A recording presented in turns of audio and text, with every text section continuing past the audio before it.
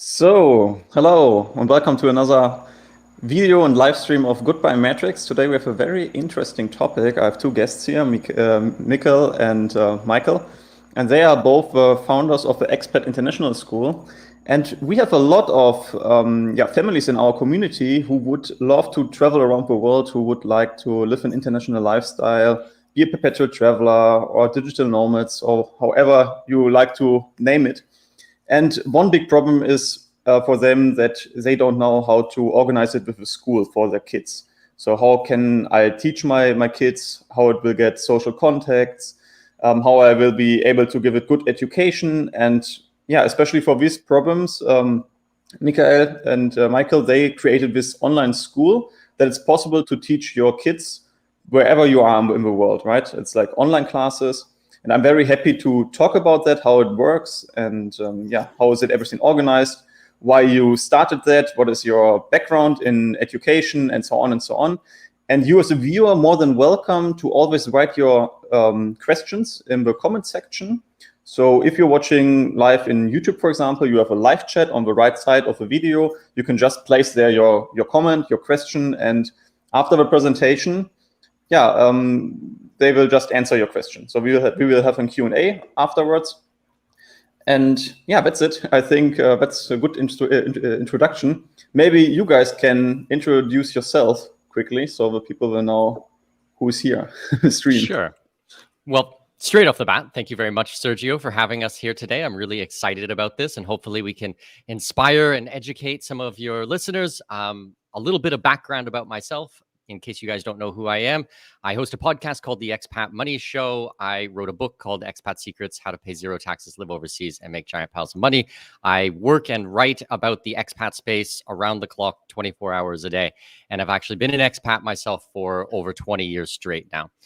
So we'll get into some of the reasons why I wanted to create a school and why I think that it is so important, maybe a little bit later on.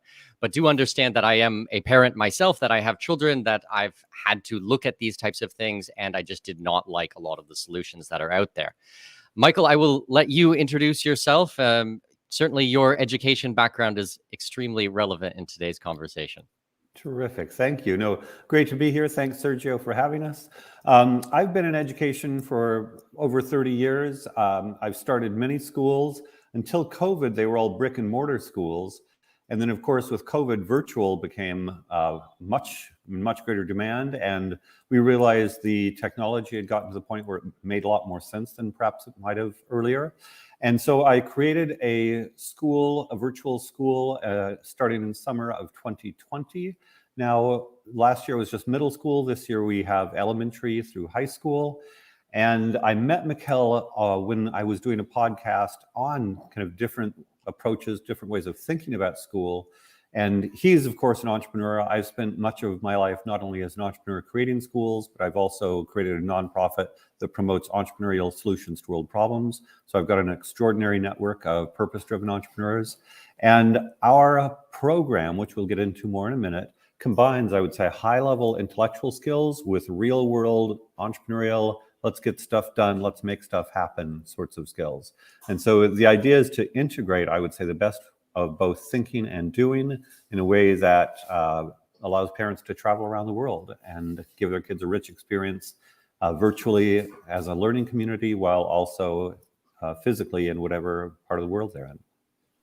Mm-hmm. No, it's very interesting. And what you said, like since the pandemic started, I think the more families they was forced, let's say, to make homeschooling or to be open for that before the pandemic.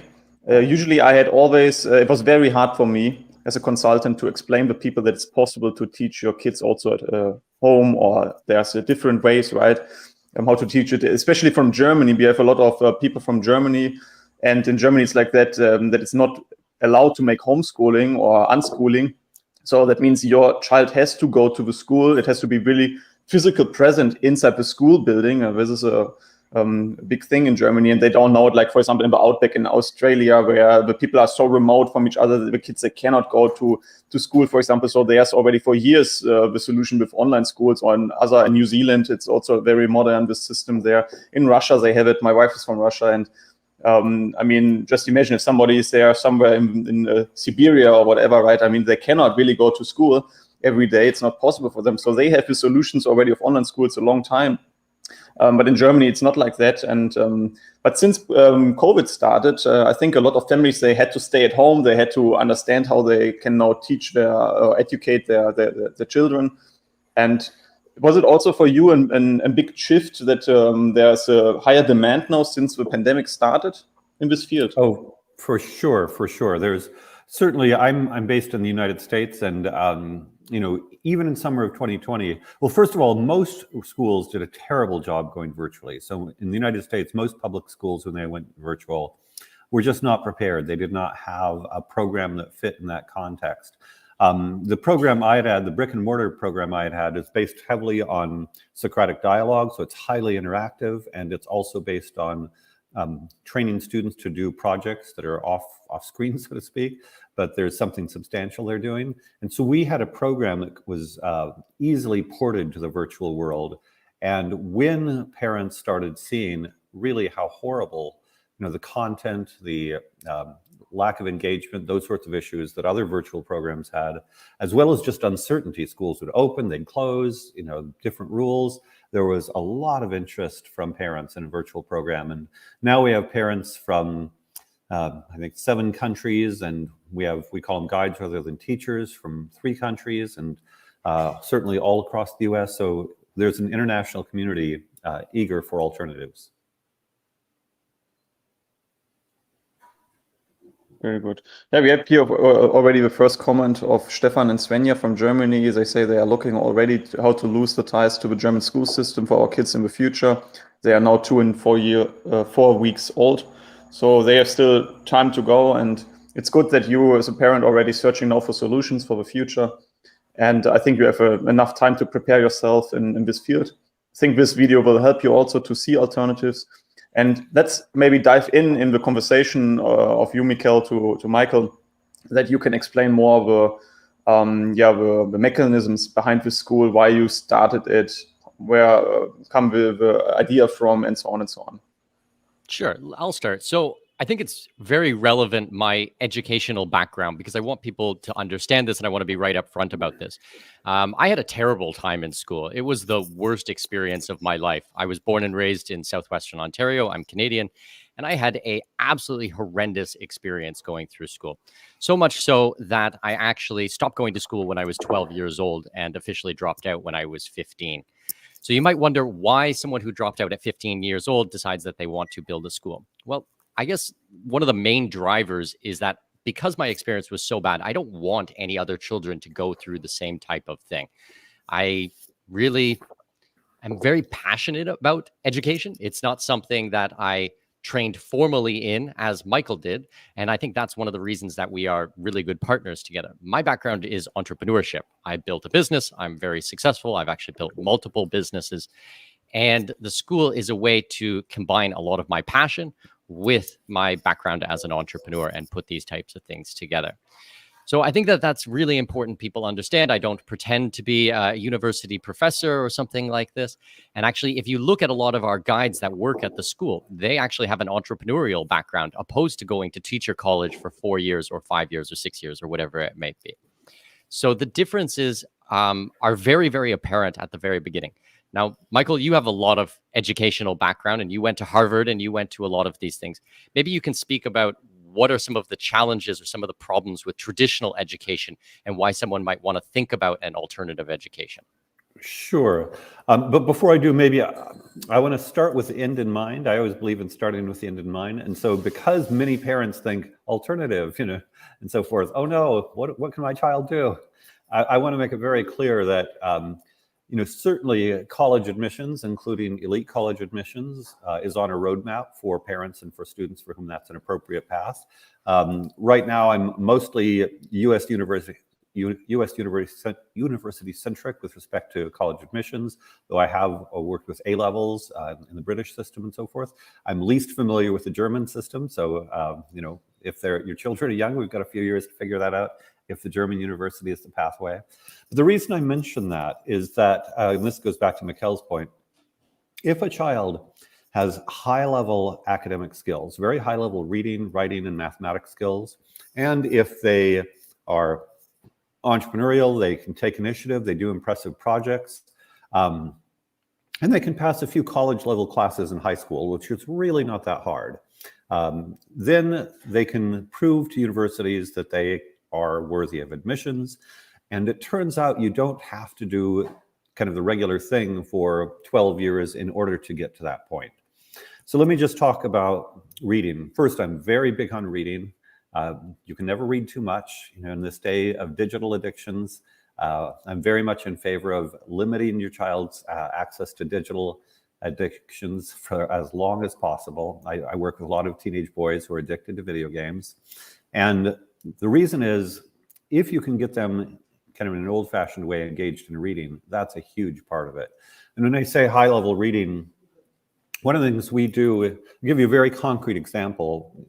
I want to do some concrete while going back to abstract.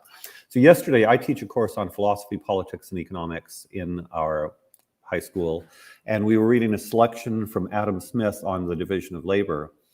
And the way we do it that's both engaging and encouraging reading is Smith's prose is very difficult for most contemporary high school students. You know, that 18th century style just is convoluted, lots of clauses and so forth. But we train them to work through whatever prose it is, whatever level of difficulty, while discussing, in this case, the idea of the division of labor. And that's pretty interesting, pretty exciting. You know, I bring up lots of real-world examples, engineers who focus in on, the bold. Actually, a story I heard is that BMW actually has audio engineers that focus just on the sound quality of BMW interior. So you have a certain engineered sound experience, and kind of get kids to think about how amazing the world is in terms of different sorts of, specializations and how the world evolves to specialization. So on the one hand, they're learning to read difficult material. On the other hand, they are being exposed to important ideas. They're learning about the real world. And we also give them freedom to argue about it. And so, they argue about what are the benefits of division of labor and why might we not? Why does it go farther here and not farther there? So we give them a tremendous amount of voice. They're engaged, thinking, talking, and arguing. And it's a much more active experience than most students have. So one thing that a lot of kids say when they join us is that they love it. We give them more engagement. It turns out kids want to talk to each other more than anything, And if you spend a school day where kids are mostly talking to each other, they love it and have a blast. Then the question is, how do we get academic work done? Well, that's where we train them to work together to understand, I would say, interesting and challenging ideas. Math's a little bit different. We have math competitions. They're also very verbal and interactive. So sometimes the kids are talking and thinking and arguing about math. And then we do have more traditional, linear math curriculum. So it's kind of a carefully curated series of experiences that allow much higher levels of human-to-human engagement than almost any other school, while also going into very significant intellectual work, so they're prepared to do whatever they need to do after high school. That's a pretty high level without diving into the details, but I'll pause there to see, Sergio, if you have any other questions, or if Mikkel, you wanted to add anything to that. Yeah, I have a basic understanding questions. From what age the kids can start to join your school? So when is it possible? Terrific. And until which age? Yeah, so grades 3 through 12, roughly, maybe age 7 or 8 until 18 or 19. It's all about, is it the child an appropriate fit for the environment rather than rigid grade levels? So we say 7 or 8 just because it is virtual. We believe that most younger children should not be on screens all day.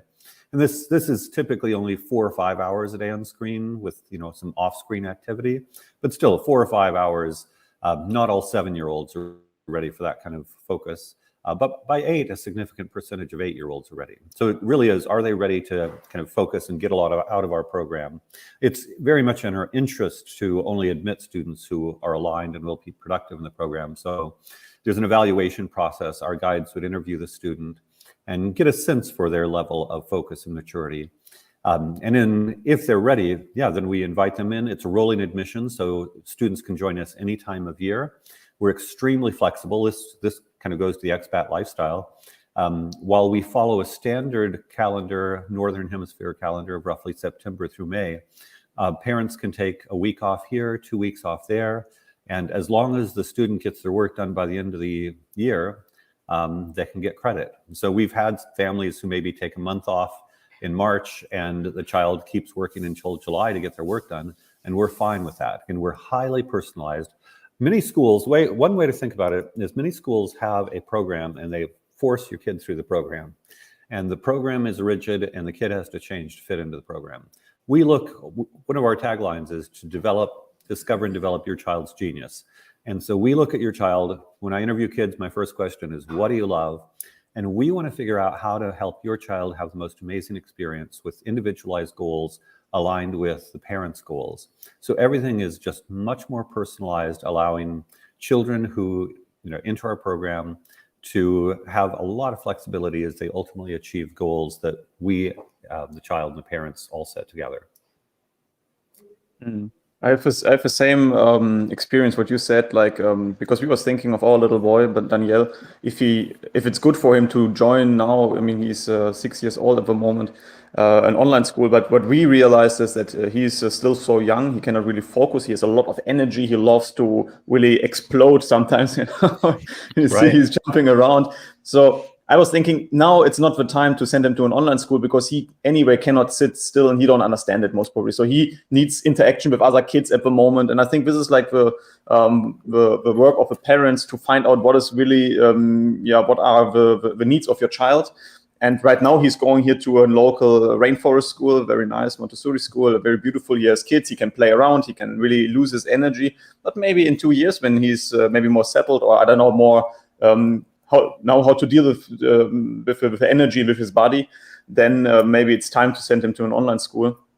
So yeah, well, and just to kind of address that, first of all, we are kind of Montessori aligned. We're not strict Montessori by any means, but a lot of the educators in our younger program are Montessori educators, and they've designed the program using Montessori principles. I've been involved with secondary Montessori for decades. One of the reasons I like the Montessori framework, not necessarily every detail, but the framework is it does support student agency. Montessori is designed to support students taking control over their own learning over an increasing extent as they get older. But also it's not anything goes. They very much have a structure. And within that structure, they get the basics in reading, writing, math, and history, and so forth. The other thing is and I totally get the energy, especially of young boys. Young boys have energy and it's good and it's healthy and I love it. When we do design our program for younger children, there is a lot of time to do off tasks. So in the secondary school, our classes are an hour long, but in the elementary, they're typically more 20 to 30 minutes. And it kind of goes back and forth between do a project off screen, interact on screen, do a project off screen, interact on screen. And the whole design is to make sure that they can move around and be physical. We have them create a little work area inside of the screen so they can be building a project, be building a cardboard simulation or something, and the guides can still see and supervise them, but the kid is not staring at the screen. They're building and creating and writing and problem solving or whatever, but they're mentored and coached. And then when they get their work done, then they'll turn back to the camera and then they're all excited. The kids are just really excited. The young kids, they all want to show each other their work. They're all super excited about it. But we're deliberately designed this, use your energy to do something, come back and let's interact virtually, yada, yada, yada. So basically it's like half. You have half online sitting in front of a screen, let's say in Zoom or whatever, how you do it to connect. And then they have offline time where they just have to do their work or what they should do, right? Exactly. And after that, they will join again and show it to the other people or to the other kids. And how long is usually a day in school? So is it like 4 hours, 6 hours, a whole day? Great question. And actually, we're, again, remarkably flexible. So right now, we're Western Hemispheric focused with this particular program. We have supervision available from 9 a.m. Eastern time to 4 p.m. Pacific. The reason for that is we are across all 4 time zones, and some parents need supervision of their child starting at 9 on the East Coast and until 4 on the West Coast. But what happens is there's a core period of about 4 hours in the middle of the day when everybody's on, when all the kids are there and they're showing their projects and doing the interactive things. So one way to think about it is this 4-hour kind of core period that's super interactive, and then supervision available before and after, depending on the parent's schedule and the student's interest. So this is really good for people not just living in the United States or Canada, but also for anybody who's traveling through Latin America or this part of the world. But even saying that, we do have a lot of people in Europe. We even have a girl in Pakistan and another one in Oman. So they just start their school day later in the day, and that's all right.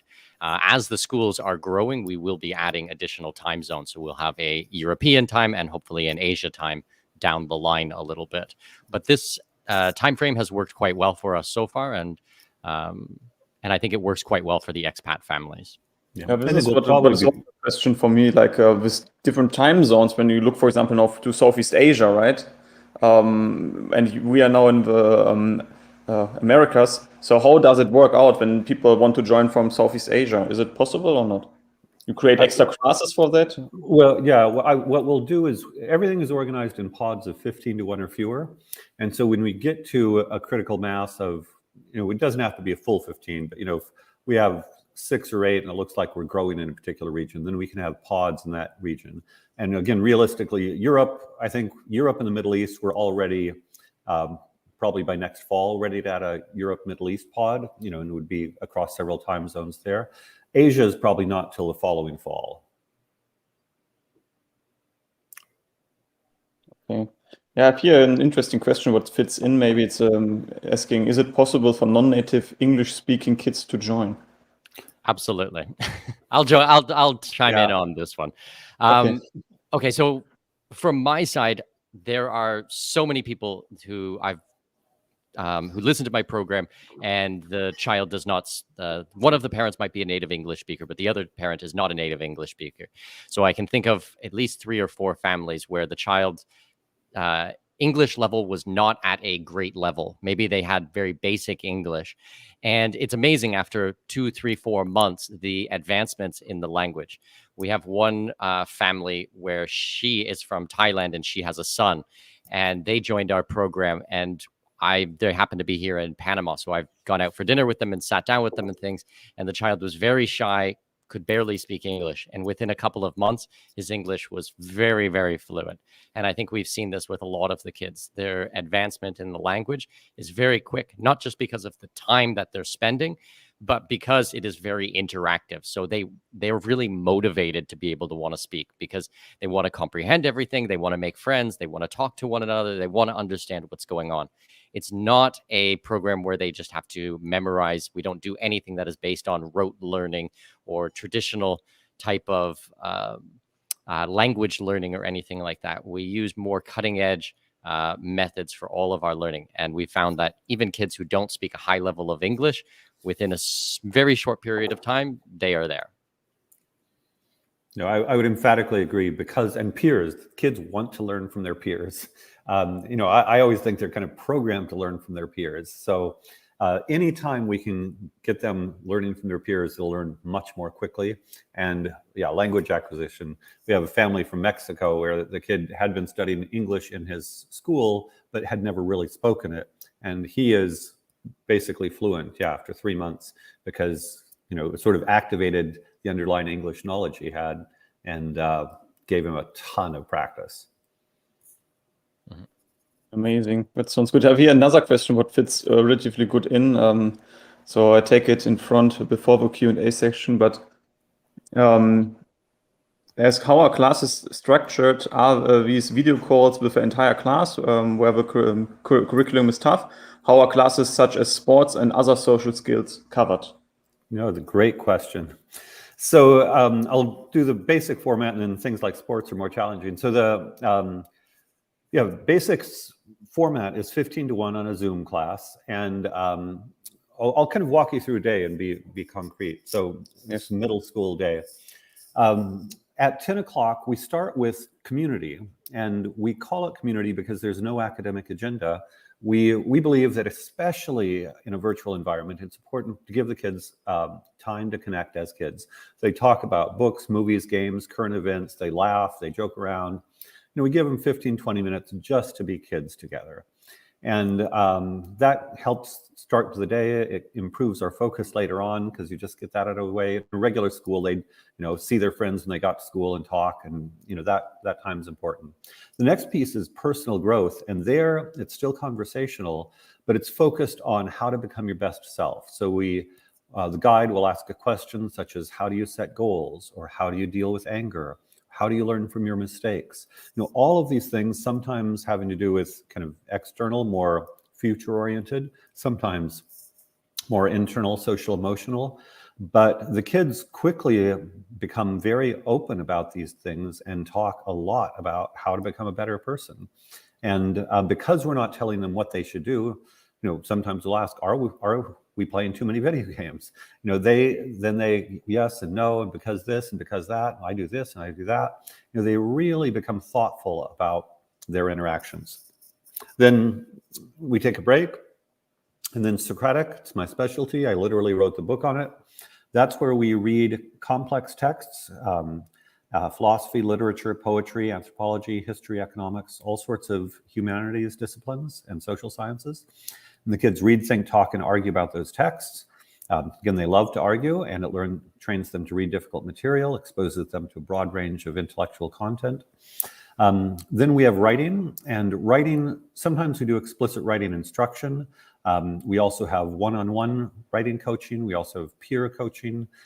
We also have software to help with particular issues like punctuation or spelling and mechanics, those sorts of things.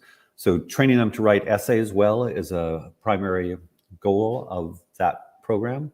We then have personal projects. Every student is expected to do a personal project, culminating with adult level professional work by the time they're 18. We can go into that more later. Then we have math and science. Math combines the linear standard curriculum, algebra, geometry, algebra 2, those sorts of things, with math problem solving. So they become diverse problem solvers. And then science likewise combines kind of a linear curriculum, including some experiments, with big picture thinking about science. What is science? What is evidence? How do we reason? That's the schedule: Monday, Tuesday, Thursday, Friday. On Wednesday, we have electives, including music, art, technology, and the philosophy, politics, and economics. And then to go to the sports piece, next semester, we're adding PE. And first, of course, we encourage kids to have external outdoor activity. We've got kids going to a nature school once a week, got kids in martial arts, we've got kids, in soccer, downhill skiing, lots of things. But the way we do PE, now the quantified self, the ways to measure physiological experiences by tech has become very evolved. And so our PE teacher is a former CrossFit gym owner who is very sophisticated about this. And so he will set weekly goals with each child for their physical development, and then have them monitor how much they ran, their heartbeat, so forth and so on. And then on the weekly calls together, okay, what worked, what didn't? Did you achieve your goals? If not, why not? Are you ready to up your goals? This is what's going on in your body, those sorts of things. So we actually do have a tech-enabled PE component in addition to music, art, and main academics.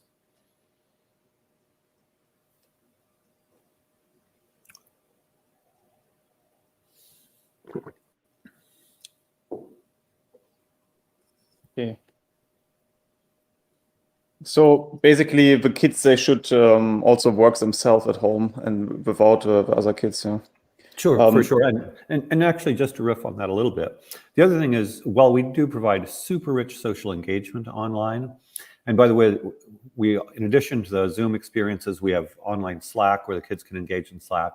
But of course, kids being kids, they immediately set up their own Discord channel. So as soon as a new kid joins, they get invited to the Discord channel, and we adults are not invited to the Discord channel. So they're off there being kids doing their own thing out there. But we also encourage kids to get together in the same region. And so right now we have concentrations of 5 to 10 families in New York, San Francisco, South Florida, Austin, and Panama. And as we get kind of a critical mass, in each geographical location, and we support the families getting together. So there is person-to-person community. And then finally, we're planning a trip to Greece next June together as a school. And we'll get into a rhythm of 2 in-person experiences somewhere Central America, someday Bali, cool places to go twice a year so families can see each other in person. Mhm. Oh, that's nice. But what for me is also, or what I hear very often, and I think it's a misbelief, is they say, if my kid don't go to a normal school, it has no social contacts. Or if my kid, let's say, is only homeschooled, it has no social contacts. And parents often tend to that they say school is there for social contacts, but I think it's not the only place to create social contacts, especially when you live somewhere a little bit longer, let's say a few months. You always able to make martial arts, for example, or go to other clubs, right? Soccer club, so many things. And there are local kids, there are local families, and when you go out to the playground or do whatever you want to do with your child, usually there's enough room to find social contacts, also to find maybe like-minded people, other traveler families, especially when you plan to become an international living person, let's say. You can go to the places where are more expats, right? So you are not forced to stay in a place where maybe nobody else is going. So, for example, when I look here for Costa Rica, here are so many expats, so many like-minded people, so many families who really try to search for a solution. How can we educate our kids, and so on and so on? There are circles, and so if you're really open for that, and if you just look around you, usually you will be able to contact other families who are like-minded, and they have kids, and the kids can play together, and they have then social interference and social contact, and they start to understand, here's a family from, I don't know, from Germany, and there's a family from France and from Canada or whatever, right? And then they become friends. And once, what I really love about this is sometimes the people say, yeah, it's so sad that they become good friends, and after that they have to break up again, travel around, right? And they lose their friend, right? But this is not true, because what I saw, for example, for Daniel, he has already so many kids, friends around the world, right? So when we say for him now, for example, we go, let's say in March to Panama, and then there's your friend, right? And he will be very happy to say, finally we can see us again. So basically, it's sometimes also what the kids can looking out for in the future. Then you go to another place, and there's this family with the kids, and they can meet up again, and they have already their friends, they can see them again. So I think it's working with this online system that you can educate your child with online schools and have social contacts around you, and a lot of social contacts if you go the right way, right? And if you really actively search for that. Big time. Absolutely. I just want to chime in one little thing about this. So, Yeah. Sergio, your family and my family have traveled together several times now around the world, Yes, and we've exactly. got more travels planned next year, and our kids play together and get along. And yes, they had to say goodbye after we left Colombia, but we'll see each other again soon. I Yes. think that this is an important point. As people are traveling, either digital nomads or expats, you can meet up with the kids again. For my daughter, she goes to martial arts 4 days a week, Monday, Tuesday, Wednesday, Thursday. She goes swimming for about an hour, 5 days a week. She goes to the park 2 or 3 days a week. She has lots of friends, either local friends and expat friends who she interacts with. Now, she's 5 years old. She's not quite old enough to enter our school, but she will enter our school when she is old enough. And this is the first school that I've ever seen in my life that I would actually feel comfortable about sending my child to, because we always thought we would do the homeschooling or world schooling or unschooling type of thing. And actually, I think it was in our first conversation, Michael, when you were on the podcast like 1 or 2 years ago, you said we're kind of unschooling by professionals or homeschooling by professionals. And I was like, whoa, that just got me. I was like, okay, this makes a lot of sense. That really spoke to me. But to address your point, Sergio, about having to say goodbye. Now, think about this. The child might have to say goodbye to the friends that they meet in person. And yes, they get to meet up with them 6 months or a year or 2 years later. That's one thing. But what about when the family is moving and online they have the same friends every day? And it doesn't matter if they're 8 years old and then they go into the next year and the next year and the next year. They can actually keep those same group of friends for 4, 5, 6, 8, 10 years straight. Now, I have friends of mine that I met when I was 4 years old, and I'm still friends with today at almost 40 years old. So I think that longevity in friendship is a really special thing and something that should be encouraged. So our school actually addresses a lot of those things where you can have that longevity in a friendship that you're not going to find in a lot of other places, but still allow the family to do what they want to do and travel the world and explore and be expats and be digital nomads and everything like that. Does that make sense? Totally. And I want to push into the specialization piece you mentioned as well, Sergio, in this respect. Part of it was I grew up as a bright, geeky kid on a farm in northern Minnesota, and I didn't find intellectually interesting people till I got to college. And so one of the things we do is we do have a number of rural kids who are getting a much more intellectual peer group than they possibly could in their local areas. And sometimes it's non-intellectual, sometimes it's entrepreneurial. So we also have a number of very entrepreneurial kids where there's nothing, the local options for what an entrepreneur is are relatively low level, where we can expose them to both peers and mentors who are very high level entrepreneurs and creative professionals as well. We have a lot of kids who are creatives, and locally, maybe there's only a few kids interested in animation, but we can expose them to kids that are really rocking it as animators with mentors who are world-class animators. And so I would say one of the really great benefits of this is that if your child develops a passion, and we believe that it's great for your child to develop a passion in something, they can be exposed to mentors and peers that they almost could never get locally. The whole issue of blockchain and crypto is another one. That's an exploding realm, I think, of often a special interest for expat families, and we have great mentors and kids interested in this, whereas the local school, blockchain, what? So for certain kinds of interests, we're an ideal peer group. That's amazing that you also address this new trends like blockchain technology, and you want to integrate that.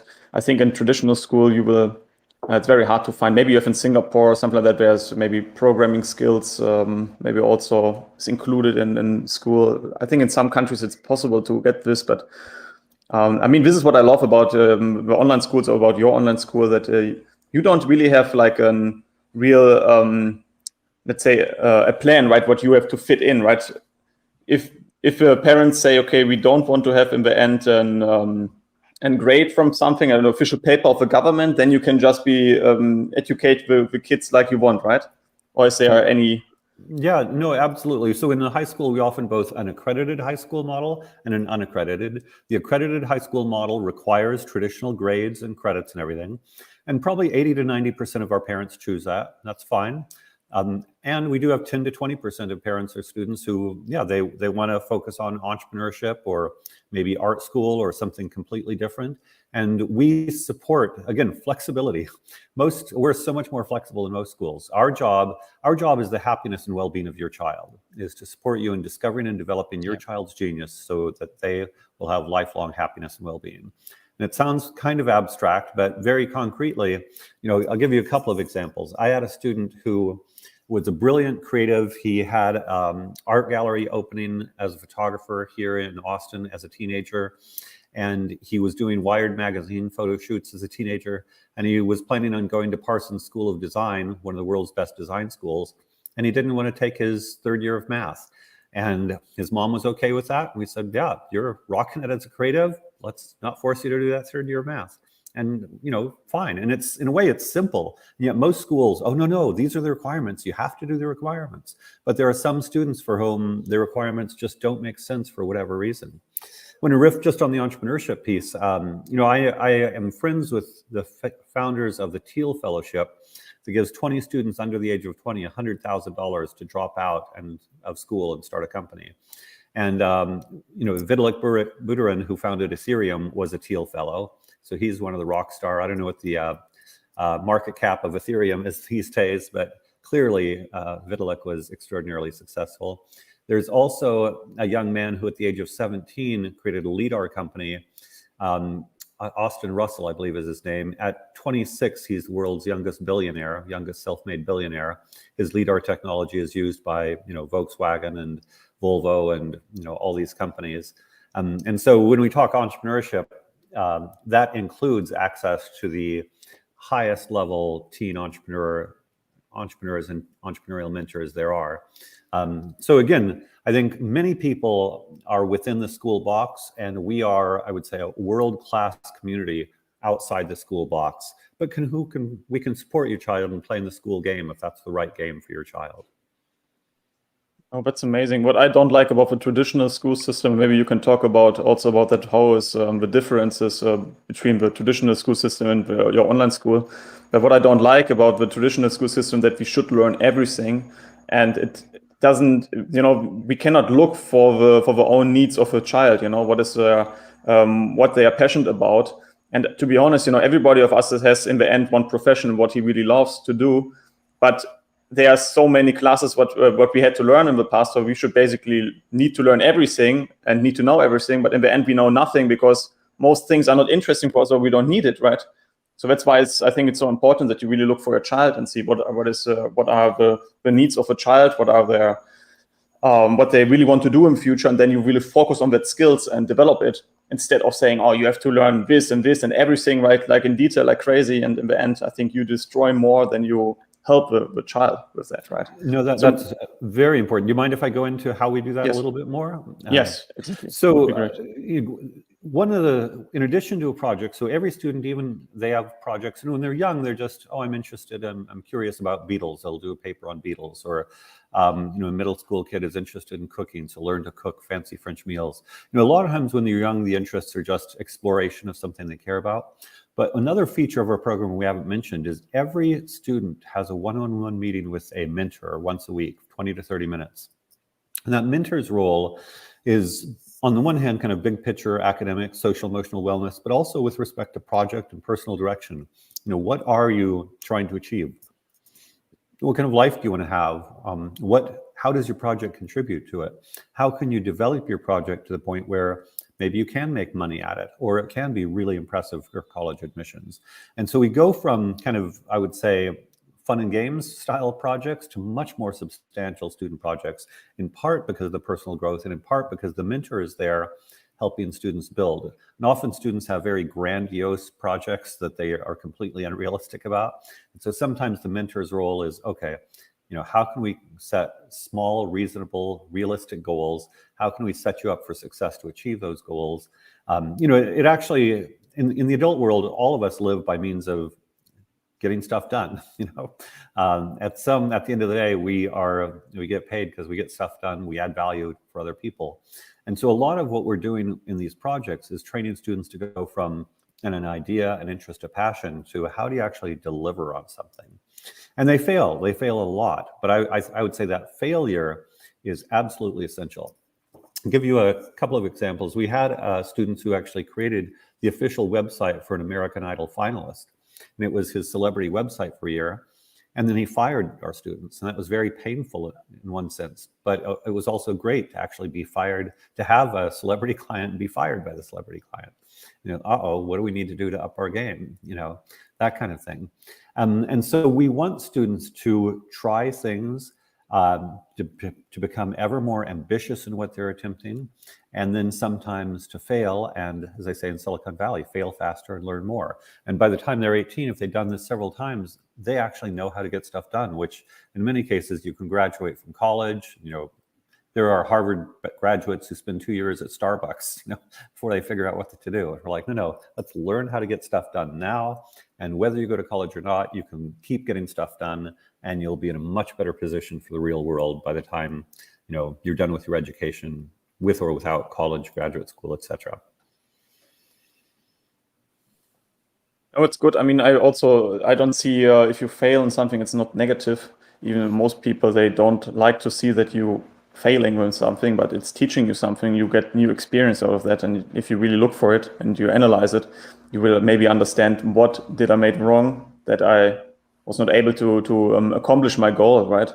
So you can learn a lot of failing, and to be honest, all our life is about failing and succeeding, and that makes it so interesting. I mean, if I would always only succeed, it would be very boring, this life, right? If I could always place, I don't know, in financial trade, I would be billionaire, I don't know, because I never make a mistake, right? I mean, it's boring. I mean, what would it be about to live on this planet, right? If I'm not able to fail and to gain experience in something. Yeah, no, big. And that actually brings up something else.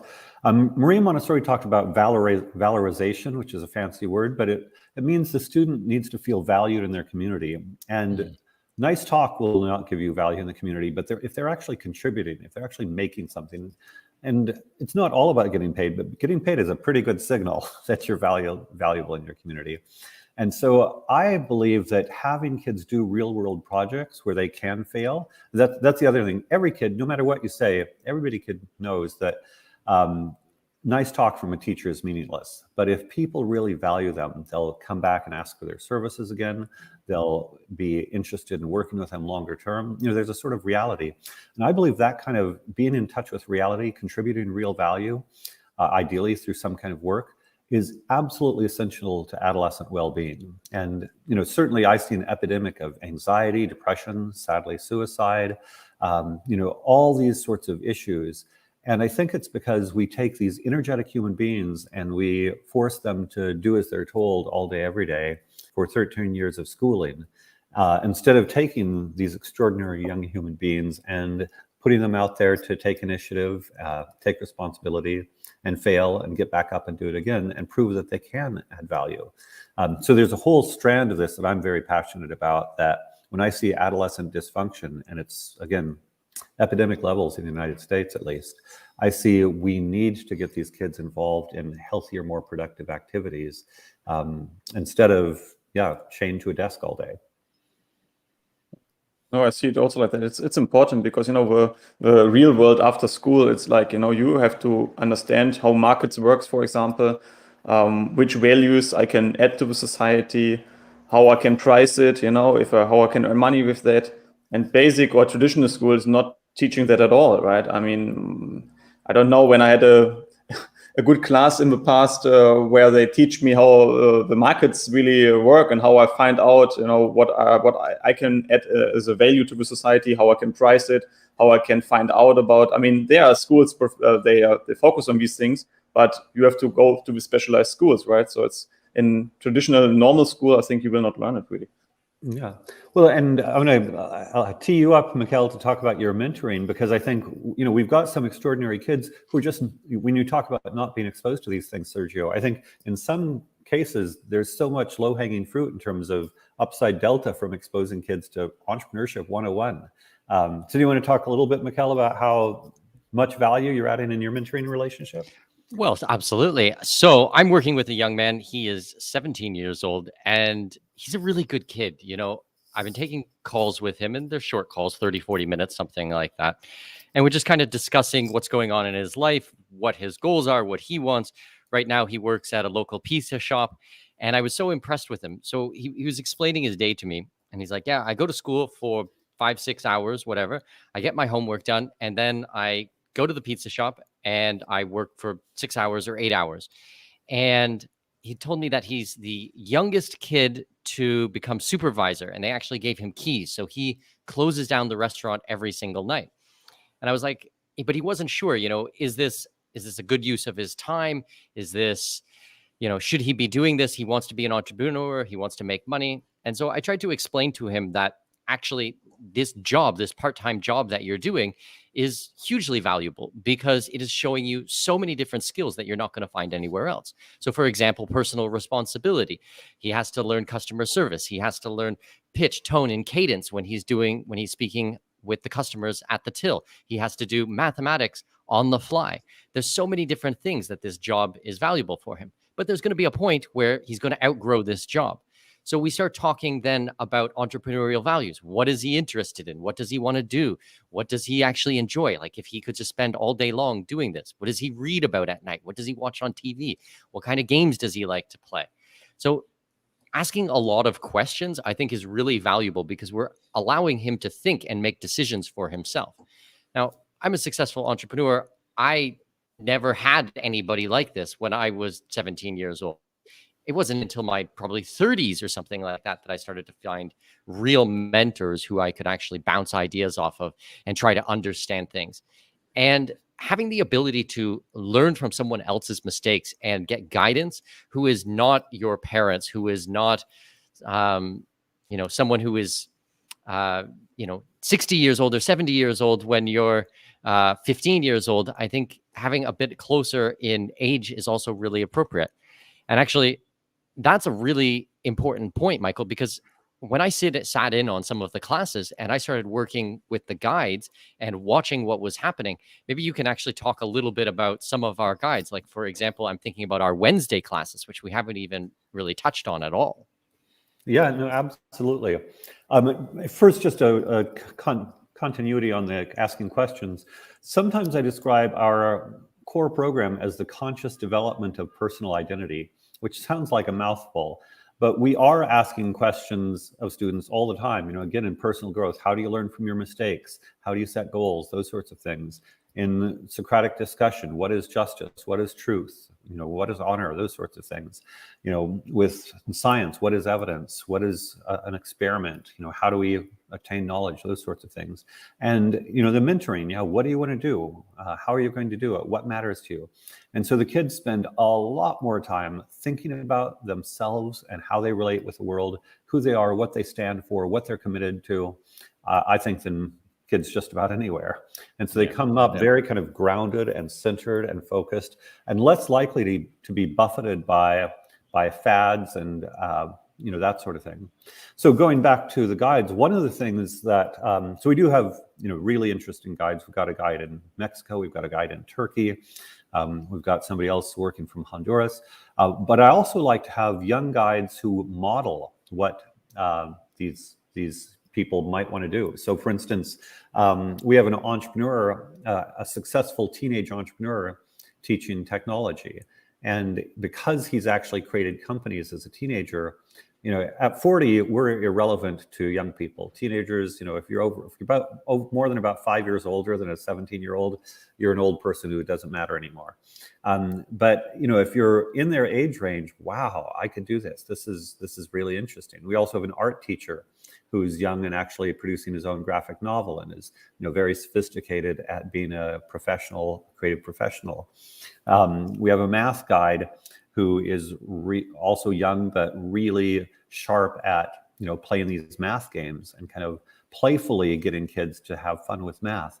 So we have some very experienced guides who are kind of the wisdom contingent, but we've also got some young guides that are kind of modeling, hey, you can do this now. And this is how you do it. And they're also in tune, of course, with the pop culture, of young people.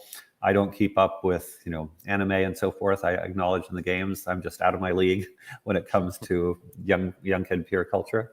But, we can kind of combine this multi-age learning community with extraordinarily experienced and wise people, as well as kind of young models for how to achieve now rather than waiting to this, after I graduate from college, kind of mythical place.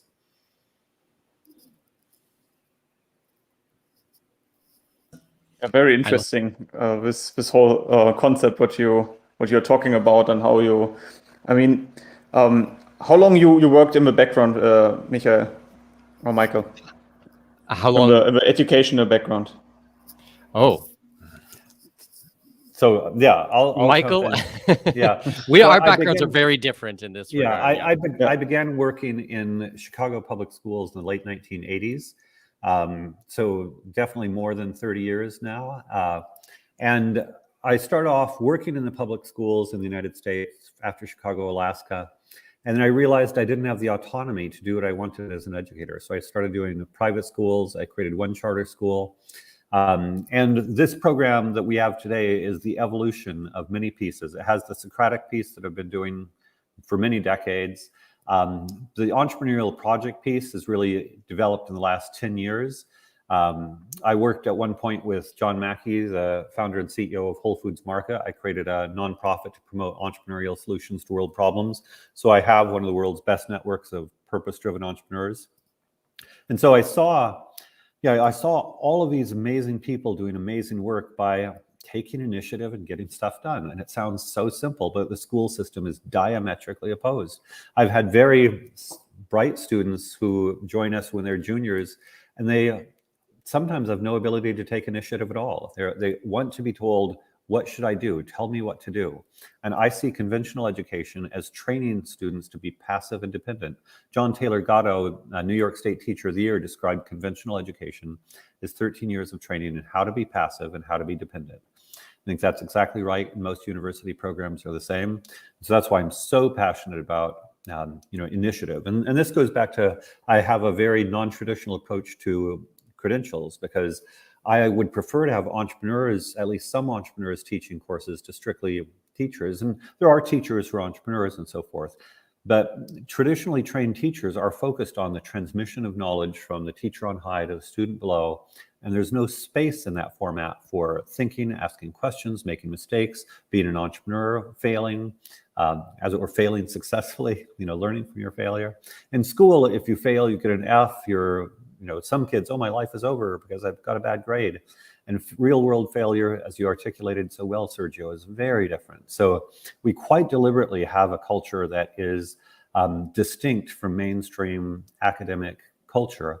We do have people who are experienced at getting students through college level academic courses, because we do need to be able to do that. But again, if they have high level academic skills, if they're in charge of their own life, if they're no longer passive recipients of knowledge, but kind of active creators, then it's actually not that big a deal to do well in college courses. In some ways, I would say there's this notion that schools should be difficult. And part of the way in which personalization eliminates that is when students are ready to take on a challenge, it's not difficult. So I'm just going to riff on grades and test scores a little bit. Most schools are all about the grades and test scores. I see it as more of an audition. In American Idol, people will stand in long lines to be, to audition for American Idol, and even to have, what's his name, tell them how bad they are. But they're ready for it. They want to do it. And so I want students to take on challenges, but if they're not ready, we don't force them to. And so we've got, our math program is largely self-paced. I've had one student do 4 years of math in 1 year. Conversely, I've had students only do half a year of math in 1 year. And so instead of saying there's one right answer, again, think of it as your child as a personal coach. Executives have executive coaches all over the place now. And the coach's role is to help you to optimal performance. If you happen to be bad at spreadsheets, the coach is not going to say, oh, you need to take a 2-year course at community college on Excel. That's ridiculous. No, you hire somebody to do the spreadsheets, and you do the strategy or sales or whatever it is you do. And likewise, when I talk about your discover and develop your child's genius, okay, you're amazing at animation. Maybe the math is not your thing. Let's rock it in the animation, and let's figure out a game plan to get you the math you need so that depending on what college you want to go to, you are set at that point. But it's entirely built on, how do we optimize you and your path rather than this is the official program that you must submit to. And I'm trying to be nice, but I just personally have no patience. So if I had to go back to school at this point, they would probably give me all sorts of medications, diagnose me with ADHD and probably obsessive compliant disorder or something. Who knows? Yeah, my educational background is very different. Like I said earlier in the presentation, I dropped out of school. I stopped going when I was 12, but I officially dropped out at 15. But I started traveling internationally when I was 17. So in the year 2000, I started traveling. And that's my big part of this venture, is all of the international aspect from it. So I've circumnavigated the globe over 400 times. I've lived in 9 different countries. I've traveled to over 100 countries.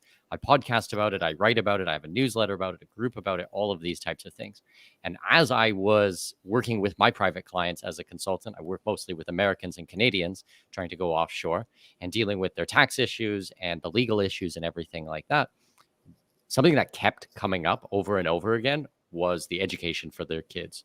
So Michael and I got connected quite a while ago and started bouncing ideas off one another about taking his concepts from his domestic school and taking them and making them international. And that's what we're doing. So we've rebranded a lot of the things. This one is specifically for specifically for international families, but there are massive influence of entrepreneurship and of freedom and liberty. So I think that is also worth saying. It's no secret that traditional education has a certain political leaning. A lot of people may or may not agree with this. Ours is based on respect, on freedom, on liberty, on personal responsibility. This is where we come from. These are our core belief patterns. So a very non-traditional entrance into education, but it is something, as I said before, I am really, really passionate about. Amazing to hear your stories. So if you have to wrap it up now, and let's say if I ask you a question, for whom is this school something and for whom is it not something? So if you can just say it in a few sentences, I think that's important. Michael, you're up. Yeah, so I would say this school is for parents who want their children to be leaders in the 21st century. If they want their children to take initiative, be part of the kind of startup, creative, entrepreneurial ecosystem that is where I think most of the interesting jobs of the 21st century are, this is ideal. If a parent wants, the kind of traditional jump through hoops, do as the bureaucracy says, this is not a good fit. There are lots of schools that do the regular thing. This is very much for parents and children who believe in taking charge of their own lives and being amazing by means of taking responsibility for their own passions, interests, and drive in a highly supportive environment that's designed to nurture each child's genius. Very well said. So before we get into the Q&A section, and where you can, as a viewer, just drop your comments. I was already answering a few questions, but you're more than welcome to write now your questions. How the families can contact you? What is the best way for you? I mean, we set up a form, right? So they can fill it out. That's the best way. So if you guys go to that link, I don't know if we can also put it in the comments so they can just click on it. It's in the description and on the webpage, depending where you watch right now. Yeah, so it's expatschool.io/contact in German. And if you guys drop us an email there or drop us a message there, you just need to put in your couple of details, your first name, last name, tell us a little bit about your kids. We will get back to you ASAP.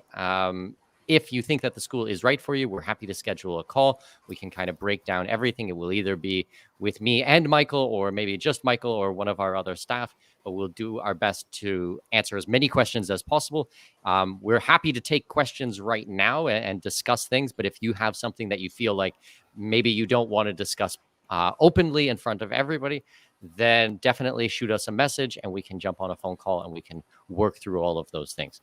As Michael said before, we are really, really flexible. We are here to help. That is the entire point of this. We are here to help you, to help your kids, and we're ready to introduce your child to the school. Yeah. So a quick question I have to you. What is the onboarding process? How does it work? So first you just have a call and the parents can understand what are your values, and then in the end they can make a decision, or how does it work? Maybe you can just go through this process where people have an idea what is the onboarding process. Yeah, so they start with one call with me, and we check to see exactly what is what are the students' characteristics, interests, age, what are the parents looking for, alignment. Again, I cannot emphasize this enough. Alignment is everything. It's only in our interest to admit children who are aligned and whose parents are aligned. So, we kind of see what's the situation, and then also make sure we can manage the needs of the child. We do have a number of children with learning differences, but there's a range, and sometimes there are children outside the range of what we can manage. And so we first just kind of do an evaluation. Does this look like a good match or not? If it does look like a good match, then for the younger children, the next interview would be with the guides, the classroom guides, to see exactly what that child's program would look like. With the older ones, they actually visit the school. So they do a sample day and they sit through classes, and it's really powerful. We can't do that with younger children because it's too disruptive to have, a group of 8-year-olds. You have a new 8-year-old come in and they're, by the time they're 11, they can manage to have a new 11-year-old come and they don't totally get distracted. But yeah, whether it's, so after me, then either the classroom guide for the younger children or actually visit the program for the older children. And then if it's a good fit, we have a follow-up call and we can enroll right then. And we've had parents, have the child visit and the child enrolls in the school the next day. So again, roll in admissions. If it's a good fit, let's get started immediately. And if it's not a good fit, I'm happy to advise families on, for that child, maybe this other program. I know an immense amount about educational options. I know Montessori, Waldorf, Sudbury Valley, IB. I know lots of different things about a lot of programs. So if there's something else that might be a better fit, also happy to talk to you about better fits for your child's particular situation. Yeah, and that's another important point to stress. I think that so many people are so used to, okay, school starts in September and that's the only time. Okay, we do have a start in September, but if it is December or January or whatever month of the year, we enroll children all year long. So yes, we do go by a traditional semester, and we have another semester coming up on January 24th. We're going to start semester 2. So they can enter in that, but if they wanted to get started in the next couple of weeks or right after Christmas or something like that, then that is a possibility. So it's really flexible for the children on the time frame. We have a lot of people who are thinking, okay, the child is already settled right now, but for next year, we want to get involved. So I would encourage you to send a message to us right now so that we can get ahead on these things, so we can plan, so we can discuss all of them with you so that you know what to expect in the future. Actually, just to that point, Mikkel, I haven't told you this one, but we have a very entrepreneurial kid whose brother actually had attended one of my earlier schools. And he was planning on joining a second semester, but he visited and he liked it so much, he's now talked his parents into letting him join immediately. and this is a kid who, I don't know how he does it, but if he wants to make money, he goes online and he's selling, stuff related to games, but he can make $4,000 in a weekend selling game related things. He's figured out how to, market stuff and sell it to the online community, and he has no patience for regular school. Yeah. What do you mean? Well, it's like this play to earn games or what from this new blockchain technology? Yeah, exactly. Nice. Well, thinking back to my mentee, I mean, I think he was basically dropping out of school. He was having problems with his family life. There was a lot going on for him. And then when I sat down with him last time, he's like, things are so much better. I'm talking to my mom again. I'm getting things sorted out. So it's like, we've had a lot of kids who have had trouble in traditional education and now came to our school and are flourishing, like absolutely blooming. So it's important as well. If your child is not, if they don't like what is happening or they don't seem engaged, or how did you describe it once, Michael, that the sparkle in their eye was starting to dim? I mean, that's tragic. Yeah. We believe children should love their school, and our kids love their school. So if your child is for whatever reason not flourishing, a lot of parents just sort of, oh, okay, I guess that's the way it is. We just have to do that. I'm like, no. Actually, I have a friend who regards it as urgent as if your child was in an emergency room. You go to the hospital and your child's in an emergency room. You demand that the medical staff, take care of them. And we think that we should have the same urgency around education. Okay, so we have here another question. It's related to, I think you answered it already, but anyway, I want to bring it up here. Is it possible for my kid to have a few days to see if a school fits for him? I think you said like if it's too young with child, right? 8 years, it's not possible, but if it's older, 11 years or something like that, you said it's. Yeah, so maybe exactly. You can just answer it. Starting in grade 6, they can observe for a couple of days. Usually it's one day, but we're happy to let them come for 2 or 3 days. With younger children, we would interview them, and we can find ways for you to observe, but we do want it to be a good fit. And sometimes the other thing is we do provide refunds. So if a child joins for a week, 2, a month, 6 months, and it doesn't work out, we refund the rest of the year. So we don't lock you into anything. Yeah. We only want this to be a good fit. So starting in grade 6, they can come and visit for a few days. With younger children, we prefer, the interviews leading to a longer commitment. But if it's not a good fit, we don't lock you in at all. Okay. Then Petra asks, are there financial support systems available? Yeah, so there's limited financial aid, and then we also have payment plans. And so I would say if your family is a good fit, then we work with you to find a way to get this to work. Yep. Okay, so we have, she was just writing, he's 14.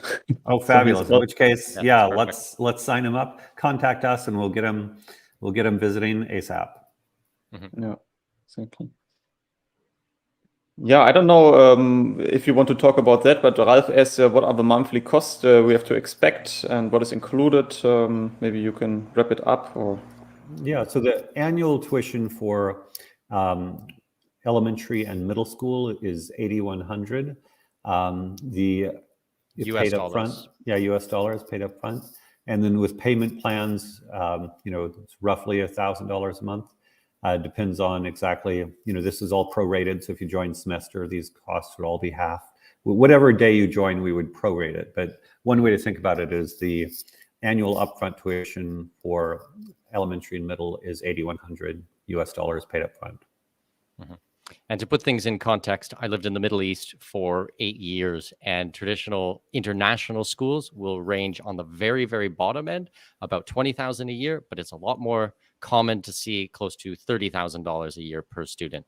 So we're a very, I would say, very reasonably priced, considering everything that is included in this.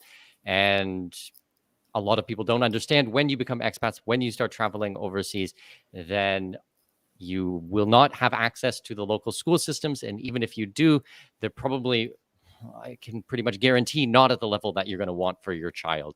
So if you come down here to Panama, where I am today, where I live, I mean, I don't know one expat family who sends their children to the traditional education here. It's all private international schools, and they are double the price of ours. So I think that it's, I think actually at some point, Michael, you and I will have to have a conversation about increasing the prices. Of course, we'll grandfather in anybody who is at this price, but to become more in line, I think that prices will go up in the future. Yeah, my brick and mortar school on which this is based was $50,000 a year in New York and $40,000 a year in San Francisco. Yeah. So very high touch, personalized programs tend to be. The only reason that pricey. we're able to do this at this price is because it is virtual. If we had to pay rent and classrooms and all of these types of things in a traditional sense, the cost would be. Yeah, and there are cheap virtual schools, but a lot of those amount to a PDF online. Oh yeah, absolutely. Like normal homeschooling programs are video lectures where the child pushes play from a video that was done 7 years ago, and it's terrible. And now that's it. They watch it and maybe they write a report about it. But if they have questions, if they want to interact, if they want to discuss things, it doesn't exist. Ours is exactly the opposite. Ours is nonstop interactions, lots of questions, lots of talking to their peers, lots of arguing. As Michael, you've said to me many times, kids love to argue, and I think that that's right, and it's healthy, and it's a good thing that should be encouraged because they need to articulate a lot of their ideas. So we have very big advantages over traditional homeschooling or other virtual programs that are out there. Yeah, I mean, you have to put it in a perspective also, like you said, it's like good education is not cheap. And we see it here also in Costa Rica right now. With private school, we also pay $800 per month that you can go there. And I think this is completely normal. This is what you have to expect as a family. If you want to send your child to a very good school, it's not like for free, right? It's not like that you can do it for $100 per month. It's not possible.